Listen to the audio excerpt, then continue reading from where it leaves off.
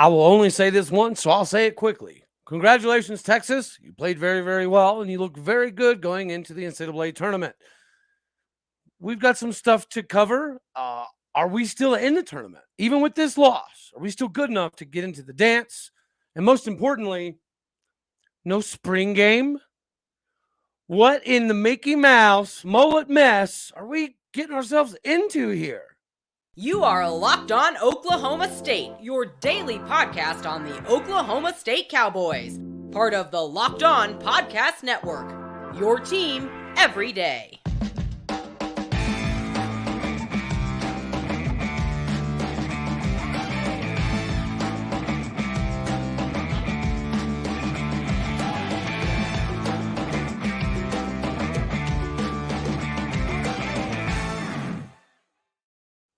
Howdy, y'all, and hello, all. Welcome back to Locked On Oklahoma State, your daily stop for all things Cowboy and Cowgirl related.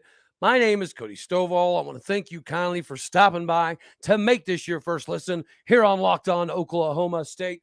We got a lot to get into today. Like I said in the intro, hats off. Good job, Texas. Played very well. It kind of sucks, right? Because on one hand, it's like, go represent the Big 12 well, because the Big 12 is that salty in basketball, and we should have several teams in the Sweet 16 and beyond. Since they're leaving the Big 12, right, that almost feels like a self-induced slight. But it is what it is. They're hot. We're not. Now, have we still done enough to get in the tournament? My answer is yes.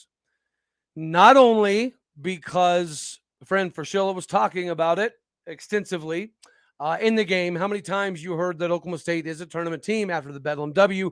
I tend to agree. You are seeing some prognostications out there stating that we would have needed to win multiple games in the Big 12 tournament to get in the dance. I don't see that. Not only do you kind of unfortunately have to take into consideration all the teams like your North Carolinas around us that also lost, it definitely means that we're in my opinion, right? But the beauty of that is we're in more on our merits than the losses by other teams. Yes, again, there were several teams that lost yesterday that benefit us. Several, 5, 6, 7 teams that lost that do benefit us. Okay, so there's that. But before that even happened, right, we were, in my opinion, in the tournament the millisecond the OU game was over. After we beat them 3 times, after we won that game in the Big 12 tournament, it does enough, in my opinion, to seal the fate regardless of the Texas game, which is why I said in a previous video, we're playing with house money. Beating OU was a necessity. Beating Texas Tech was a necessity, right? Those were must-win games. And you give hats off to Mike Boynton because he does catch a decent amount of flack, because there are some people like myself that ride Gundy because of the 18 years of times where he could have got us over the hump and by his own choosing didn't do so. Mike Boynton is finding ways to adjust. It's not pretty. It was an ugly smash mouth, if you will, W in Bedlam. We came out very aggressive, very hungry, very ready to compete, and it showed out on the court. Texas game, we hung in there. We played very aggressively. But, as we've discussed before, when you get into foul trouble, it makes life difficult. And as we talked about with beating OU, we were so good defensively that they hovered around 25% from the field. So did we. But we out-uglied them and found a way to get the W, which is, at the end of the day, all that matters. Texas, obviously, is a little bit of a different animal, right? We knew going into it athletically, before Avery Anderson got hurt, they were the team in the Big 12 that could out-athlete us all the way across the board. So, they're going to be tricky for anybody to face. But we were so good defensively against OU that our terrible 25%, 26% from the field and from the three-point line type of stuff was kind of covered up. You can't do that as much against top-quality competition, which, that does make the dance a little bit more difficult. Regardless of who we draw the first round, even if it's a play-in game, fine, bring it on. We're okay with that. But regardless, right, you got to find more ways to get scoring. This was maybe the worst or second worst shooting performance I've seen by us this year. It was dreadfully bad. I'll be honest with you. It's a good thing, I think, that we punched our ticket against OU, because if the Texas game was any indication on, let's say it was a must have, like we must do X, Y, and Z, it didn't happen. Again, we're good enough defensively that we held them to 60, which is only like the third time all season that's happened for them, maybe fourth. But we historically this season have done very well against Texas defensively. They had the game in Austin where they got hot, and it forced us to shoot a lot more. But this was more like the first game in Stillwater against Texas, a game that we should have won. But yeah, we held them under 60 then, which is only the second time all season that had happened to them up to that point. So defensively, we've proven we can hang with anybody. When we have Avery Anderson on the floor defensively, we can hang with any and everybody all across the board in whatever way you want to slice that pie. And again, we've been hearing there's a decent shot that Avery Anderson makes it back for the dance. If we can win the first game, there's a high likelihood Avery Anderson makes it back. And we do miss him. And this is why. Right? If we get an 8-9 matchup, even a 10 seed, should we win that game regardless of who we play? Yes. Is it going to be more difficult as the whole thing transpires? Of course. Which is why we're going to need Avery back, because it allows us to do things defensively that we obviously cannot do right now. It takes us out of that need to play zone. And it allows us to obviously play a little bit more aggressive man, which is what we're accustomed to.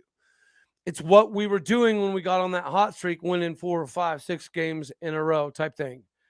We need to get back to that. And we now see that the quarterback, both offensively and defensively, of the team was, in fact, Avery Anderson. So when we get Avery Anderson back, it's going to do an insane amount for not only the confidence, but the productivity, again, on defense.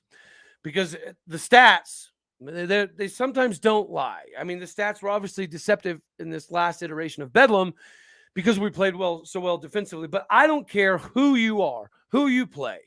You could play the worst team in the field of 68. You could play the 70th ranked team. If you shoot 16% from the three-point line, you ain't going to win. And then again, we're sticking to that trend of 25% from the field goal percentage aspect of things, kind of like Bedlam. That's not going to win you very many games. Like, even if you do creep up, right? 33% is what we shot from the field against Texas. That's partially what kept us in the game. Defensively, we stayed in the game, but we missed crucial free throws, which has been a major problem. We've known that was most likely foul trouble, and free throws were going to end up being our Achilles heel when it came to March Madness. Okay, we get that. We got some things to work on. We just needed to get there. We needed to be part of the conversation. We needed to be a part of March Madness. Just like you guys need to try to be a part of FanDuel. Because, yes, it is the official sportsbook partner of the NBA and the NFL, amongst several other things. But right now, you can get the no sweat first bet, which is something that we're doing to kind of help everybody out as we are a little past the midway point of the NBA season. Our no sweat first bet is going to give you up to $1,000 in bonus bets back if your first bet does not win. Just download the FanDuel Sportsbook app right now. It is safe, secure, and super easy to use. You can bet on literally almost everything, from money lines, point spreads, points scored, threes drained, what player does what, who scores on the next possession. It makes it very interactive, very fun. Plus, you can also combine your bets for a much bigger chance at a larger payout with the same game parlay. That's my favorite way to do it, right? Pick a few big spreads, bet a quarter, bet $1. The likelihood of you winning is pretty small, yes, but if you do win, it's massive amounts of return, and it makes it fun. If you want to see yourself engaged in several games, go bet a dime. Go bet 25 cents. And then all of a sudden, that Pitt-UConn game that you didn't really think mattered, now it matters. It makes it a little bit more fun, and it gives you the opportunity to put some money in your pocket. So don't miss this chance to get your hands on this no sweat first bet. Again, it's up to $1,000 back in bonus bets if your first bet doesn't win. Go right now to FanDuel.com/lockedon. That is FanDuel.com/lockedon. Go there now to learn more, because you need to make every moment matter more with FanDuel, because it is the official sportsbook partner of the NBA. So now we've talked about Texas, a little bit of Avery Anderson. I like our chances getting into the dance. I'm not real worried about what seed we get. I don't want the 8-9 seed, which we may have played ourselves out of anyways. Give me the 10 seed. Give me the 12 seed. Give me a play-in seed. I don't really give 13 hoots. Just want to get into the dance, right? Give ourselves some time to make some noise because we've got the ability to do so. Are the Ducks going to have to get lined up perfect for us to make a run? Yeah. A lot of luck is going to be required, but getting in and making some noise is really... that's the big ticket item here. And doing it with some Avery Anderson back in the mix, it's going to be massive for us. That does give us a chance to go deeper than just the first round. But now I want to talk about this spring game thing. I have seen, unfortunately, several polls on social media basically asking the fan base, oh, does this matter? Because some fans seem to be up in arms, and are we making a big deal about this? And it's a sign of the times, but it does still blow my mind to see the results. Like 67% or 63%, something like that, voted, no, it does not matter anymore. As opposed to, yes, I like it. It still matters. It's still relevant. If you think that the spring game is so irrelevant, you are completely out of touch with what is happening in the landscape of recruiting and marketing everything in today's society of football. You can no longer say that a conspiracy theory is a conspiracy theory, right? That water's been muddied. So can you say it's a conspiracy theory that maybe we don't want to have a spring game because we're hiding things? No, I don't think so. But by not having it, you're allowing that conversation to take place. You're allowing enough fuel for fodder. It's unnecessary. And the biggest hurdle here for me is the appearance of the lack of give a hoot. Stillwater High School is a very, very nice facility. It's literally within jogging distance of Boone Pickens Stadium, of the Sherman E. Smith Training Center, of the old Allie P. Reynolds Baseball Stadium. We could have done it there. Heck, you could have done it in the library lawn and just run some routes. Throw some deep balls, right? Show some fans the route tree and the people running the route trees and the capabilities that they have. Show the fans the progression of Blaine Green from the tight end position back to more like a big body slot receiver type of dude. Show us that. Show us how deep we are at running back, because I think a lot of us know how deep we can be at running back right now. What we didn't have last year was depth and talent. I think we have that this year, especially with some of the transfers like an Elijah Collins. But we don't get to see that. And then what makes me mad is to sit there and pretend that it doesn't matter is absolutely insane to me. How out of touch with the landscape of where things are. Is it as important as old school, go grab your literal lunch pail with your dad, go to spring, it be like a family picnic type of event? Okay, maybe those days are dying down a little bit. I can buy that. But to sit and say that not one new fan matters, not 5 new fans matter, not 50, it doesn't matter to me if it's 1 fan, 5 fans, 50 fans, 5,000 fans. Every opportunity you have to help grow the fan base is massively beneficial. And to say that it doesn't matter is ridiculous. I personally, when I was in the oil field, I was blessed with a job with a company credit card and fuel card and stuff where I could take clients to games and events, right? And to take people that don't give 13 hoots about Oklahoma State, or they didn't know they did, or kind of fans, but not real bought-in fans, to see those people go to the spring game and to see how things are operated, see the facility, see the upgrades, see the quarterback, see the wide receivers, see how deep the D-line could be, see the explosiveness we have out of our cornerbacks, see the coverage abilities of our linebackers, all of these things. They grow the fan base, whether it's 1 person, 5 people, or 5,000 people. It does. It works. You're taking 1 person, 1 kid, 1 student, 1 high school buddy, and you're converting them based off of what you're seeing, the product on the field. You want to see when people say our recruiting numbers suck. Okay. But the body by glass system is so good that typically you see a lot of production on the field from guys that you didn't expect to be productive. This is that opportunity to see some of those guys. And I'm not just talking about the upperclassmen that are trying to find and fight their way into the 2 deep. I'm talking about, more importantly, for the underclassmen. This is an opportunity for them to get a lot of playing time, for their dads and their sisters and their brothers and their cousins and their buddies to come see them. Maybe not obviously with the lights on, but with butts in the stands, with fans in the stands, butts in the seats, see how they react, see how their in-game knowledge has grown, see how their speed has grown. Have they gotten taller, quicker, stronger, faster? We want to know that stuff. We would love to see that stuff because it's all about building momentum. And what have we done this offseason? The exact opposite. We've taken any momentum you can have from arguably the worst year in Mike Gundy's tenure and just... we built no momentum. And so it leads to people talking crap on guys that we've brought in, like an Alan Bowman. It leads people to talk crap on people we have coming back, like even a Garrett Rangel. It allows narratives and conversations that should not exist to grow. So are we hiding anything? I don't buy that. Does it allow that conversation to go on? Yes. Does this make us look like a Boise State level squad? Yeah, it does. It's a bad look. It's not good for recruits. It's not good for parents. It's not good for the backups. It's not good for the starters.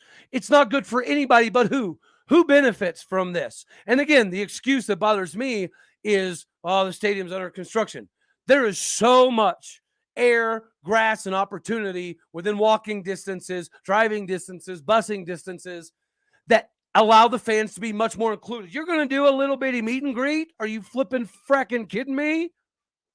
And you expect that to grow things and get everybody ready to rock and roll. Not only that, where does it let the players know they stand? Because sometimes it's come out of Gundy's mouth. How often have we heard from Mike Gundy himself that, that Brandon Wheaton wasn't somebody who was ready to compete in games because of how bad he was at practice. We've heard that multiple times from Mike Gundy, that sometimes his evaluation from practice to game, it's different.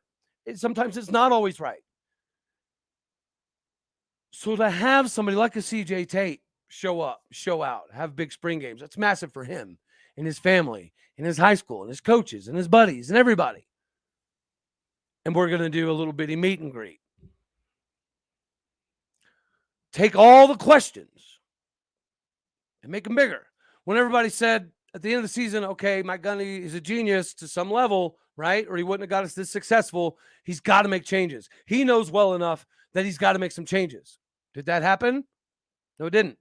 The only change we saw was a voluntary retirement and step down from our defense coordinator, the only coordinator who really had a successful pulse on the staff last season that you could see on film, made some adjustments that were very, very, very helpful. That guy's gone. We bring in Brian Nardo. It's on the same veins of the Mike Yursich and Sean Gleason type of hire. Yes, it is. But the more you dig in, the more you find out, okay, this one actually is pretty good. This could be a diamond in the rough that Gundy found, especially knowing he's the guy responsible for helping get Lindell Johnson to transfer from Oklahoma State University to Emporia State. And he was a big-time get for Oklahoma State. He was a big-time athlete, had 91 tackles very early on at Oklahoma State, right, approaching that 100-tackle club. We know Brian Nardo is probably going to be more of the Mike Yursich, less of the Sean Gleason diamond in the rough type of surprise hire. You got to take the good with the bad. That's a good one. Okay, good job. It appears as though, we've already heard, we're reverting back to more of the old school style of system. So Mike Gundy's going to be very heavily involved in Casey Dunn's learning of, okay, this is what we used to do. Okay, cool with that as well. But we can't sit here and say that the man didn't put his back up against the wall and say, I'm going to do it my way. Hold my beer and watch this, which is fine as long as the product is that good. If he pumps out, 12, 11, 13 wins this season, we're competing to the very last week for the Big 12 title or even play in the Big 12 title. Okay, cool. You proved everybody wrong. Maybe we should shut up more. But if not, you're doubling down on everybody. You're not really giving a whole lot of concrete evidence that there's a lot to be adjusted. You know how to adjust it. You know how to fix it, and you're willing to do so. Instead, we're in the dark, which is okay. this is where we come into play. There is a lot of things that will be coming out of this spring, so it'll be fun to kind of dissect all of that. And again, I've taken some voting numbers, and the numbers are coming out. The first position we're going to do battle by battle is quarterback. And I will say this, I don't think it's going to be as clear cut as a lot of people think. We're going to go back and look at some of the Alan Bowman high school film from Garrett Rangel, obviously Zane Flores, and we're going to continue to go down the list even to some of the other quarterbacks and their journeys to Oklahoma State and how they can be massively beneficial. Guys, we've got a guy 6'5", 225, 230-pound backup quarterback. Could he not be somebody that could replicate Will Howard from K-State? Yeah, comparable running ability, and he's an Okie. So that's somebody else. Again, we go deeper than just the guys who you think are going to start. It has to be important to discuss everybody involved, even the guys at the bottom of the depth chart, because again, your preparedness, it's a direct correlation to what you're doing on the practice field, what your scout team is able to provide you, what your 3D looks like, how much team speed are you adding, how much physicality are you adding. All of these things matter in spring, which is why I think it's very, very, very out of touch and nearsighted to not only not have the spring game, but to basically make it look like nobody tried to have the spring game, and then to give a bull honky excuse like, oh, yeah, they got hammers and saws and drills up there. Can't do it. It's like, makes it really hard when it feels like you're fighting for the betterment of something and the people who are directly involved with the betterment of that something are complacent at times, it appears. It doesn't make a lot of sense. It really doesn't make a lot of sense, does it? We'll get it figured out. As you can see, technologically, we're trying to add some more growth. So stay tuned for that. We've got some big guests coming up. I've had to reschedule a few times, so I don't want to necessarily do a whole bunch of name dropping quite yet, but stay tuned. And here we are talking about, are we good enough to get in the tournament? I say yes. Are we good enough to make a run? Well, injuries are going to play a hand there, so we shall see. That is the question at hand. I think that's all we got for this one. The spring game is important. This is a loss. This will hurt. And if some people, again, want to think otherwise, I don't get it. I don't see it. I don't understand how. We can fix it. So now we get to dive into these battles, and they're going to mean even more now because, the way the spring shakes out, it's going to be a little bit more apparently closed doors. So it's going to be a fun one. It's going to be interesting. As always, I love you all. God bless. Go Pokes. And thank you for joining Locked On Oklahoma State to make this your first listen. All righty, y'all. See you around the turn here as we prepare for March Madness, spring football, position battles. We've got a lot coming in. Stay tuned for the 7-on-7 stuff as well. Here we go. There we go.